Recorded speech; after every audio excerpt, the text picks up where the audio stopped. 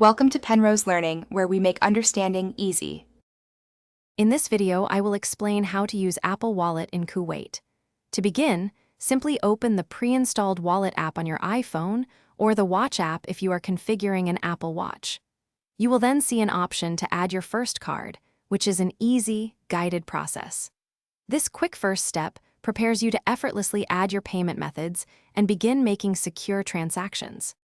Adding your bank cards is straightforward and secure. After tapping the plus icon, you can choose to scan your card with the camera, which is often the quickest method. Alternatively, you may manually enter the card's details and your security code. Many major banks in Kuwait support this service, making it widely accessible for everyday use. Confirming your bank's terms completes the process. Making a payment is incredibly simple and fast.